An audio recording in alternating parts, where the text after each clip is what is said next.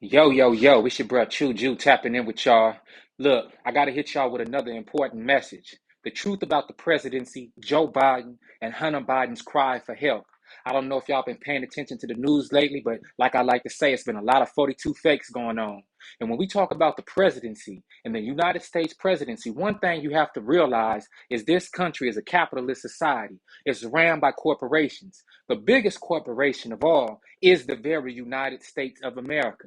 Yes, you heard me correctly. This isn't a nation as you think it is, okay? Yes, a nation in traditional terms is comprised of many groups of people or many clans of people that make up an overall family that then form a nation, okay? But this nation is not what you think it is. It's actually a corporation. And the president is no more than the CEO or the face of the corporation. See, we've been duped, American citizens. Now, please listen to your bro, True Jew, because I'm going to hit you with some hard truths, and it's going to be some trigger warnings that I have to, put a disclaimer out for this video. Look, this country is not what you think it is, okay? The president is the face of this company. This is not a country. It's a company, okay? And the one thing that they try to get us thrown off from asking the main question is because they want to promote the president as having all the power, as being the one in control, as being the one who makes the laws, who can executively decide on how to move forward in this country, right? While they do that to us, the citizens, and keep us busy with distractions and keep us busy with certain plans that they exercise over us to keep us distracted from the truth, they cause us to never really sit back and ask serious questions. The biggest question that came to my mind some years ago, and it's very important that I make this video now because the time is now. I really don't think we're going to have another president after Joe Biden, especially with what's going on behind the scenes, especially not a president as we have been grown accustomed to in this company. Now check this out. One question that hit me when I realized that the president of the United States is the CEO of this country, country, and that this CEO president is only the face of this country. I had to ask a question, being an entrepreneur myself. I started realizing business. See, when you own a business, you don't necessarily have to be the CEO of the business. You can be the owner and founder of the business, and you can hire a CEO to be the face of your business, of your corporation. When that realization hit me on a small business level, I then had to ask the question, wait a second. Every 4 years, we get a new president, a face of this country to represent us across the rest of the world or to the world. But who is the owner of this company? This country. This company. I want y'all to ask yourself that question because it's clear to me that President Biden is not competent as being the president. See, what you got to know about President Biden is President Biden was owed a favor. He was owed a favor for his loyalty to the Trilateral Commission. Now, who in the world is the Trilateral Commission, you ask? In simple terms, the Trilateral Commission is the legal organization that serves as the face of the shadow government in this side of the world. Okay? I'll say that again. The Trilateral Commission is the legal organization that serves as the face of the shadow government branch of this side of the world in the Western Hemisphere. Okay? Joe Biden has been a part of the Trilateral Commission for decades. Okay? Please hear me on this. The elder generation who's been tapped in will know what I'm talking about and know it to be true. Joe Biden was owed many favors, and he finally cashed in his old age. Well, I'm glad somebody was a man of their word at least, right? So listen, Joe Biden finally gets to cash in for playing ball like a good old boy. But he's off his rocker. He can't hardly speak. He can't even hardly stand up. His strength is leaving him. And the one thing that always strikes me when I do business with an individual, especially another man, I have to ask him how he treats his family. I have to observe how he treats his children. Okay? If a man doesn't treat his children right, if he doesn't respect and honor his position in his family, I won't do business with him. There's no business more important than family business. when it comes to raising your family, being responsible as a caretaker, guide, provider, protector for your family. Okay? And if I do business with another man, I got to make sure that he knows his role as a father, as a husband, as a protector, a provider, a guide to his family.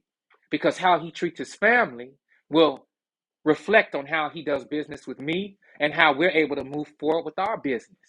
So when I look at a man like Joe Biden, who has a very, very wicked past, when I look at a man like Joe Biden, who has been the face of this country for many years, whether it was through the vice presidency with Barack Obama, or whether it's now in this president term, these presidential terms that he's been given as a favor owed to him, I have to look at his children.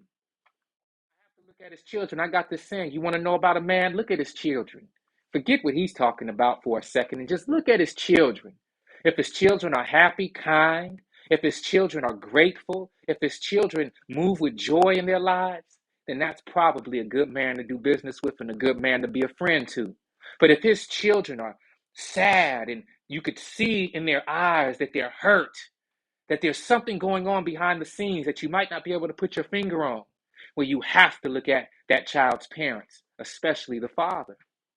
Okay? You have to. And when I look at Hunter Biden, I hear a cry for help. You see, there's been a lot revealed from Hunter Biden with these cell phones and laptops that's been coming to light. Hunter Biden has been cutting side deals with big oil companies in China. He's been taking classified information across seas and he's been using it to propel himself further financially. Hunter Biden is an addict of opioids and drugs, hard drugs, drugs that you would get from my hood. Now, see, I'm not in the hood no more. I've been called to move out of the hood because what was going on in California was so serious that I had to move my family totally out the bay. I had to move my family out of California because it's no place for a man like myself to raise a family. So when I look at a man like Joe Biden and I hear his son is doing these nefarious deeds, hiring prostitutes and working girls on the street, is using crack cocaine, is using opioids, okay, is doing all sorts of nefarious acts, using his perceived power to get him in through doors and into places where he probably shouldn't be with the type of mind that he has right now. I have to wonder what's going on behind the scenes and how he was raised. And when a young man like Hunter Biden is showing actions like what he's showing, it's a direct reflection of his parenting or the type of parenting he received. I hope y'all are hearing me because, see, there's a point in time when if I would have spoke on these things, I didn't have the credentials to speak on them. If I would have spoke on these things as a 17, 18, a 19, a 20-year-old, I wouldn't have had the necessary credentials to speak on them. Now, I could have spoke on some things hood-related that Hunter Biden is dealing with, but I wouldn't be able to speak from a standpoint of an upstanding man. I wouldn't have been able to speak from the standpoint of a committed and dedicated father and husband. And I wouldn't be able to speak from the standpoint of an entrepreneur who has gone through the rings and through the ringer of what it takes to be an entrepreneur, especially in this country. I mean, company, I mean, country.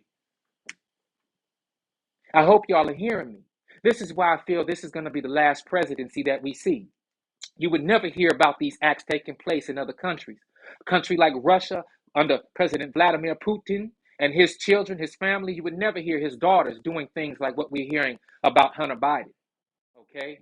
And it's my prediction. I know prediction is a strong word, but Hunter Biden is a liability right now. He's not an asset. He is a liability. And it's my prediction that based off his heavy, hard drug usage past, that they're going to off Hunter Biden. Okay, we're going to hear something in the news about Hunter Biden either committing suicide or overdosing on some hard drugs. And it's going to be sad. Yes, it's going to be sad. Whenever a person loses their lives, it's always sad, especially under those sorts of circumstances. I'm not speaking ill toward Hunter Biden. I'm looking at what's happening, though. I'm looking at the algorithm. Ain't that what we're in right now? A digital age full of algorithms.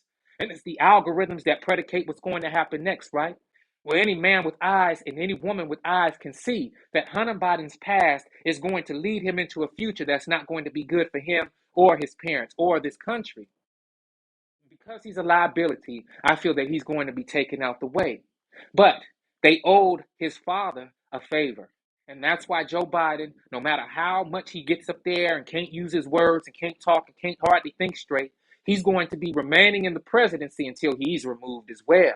But you have to remember, the president of this company is just the face of this country. And it's an embarrassing face. So we have to now ask our question, who is the owner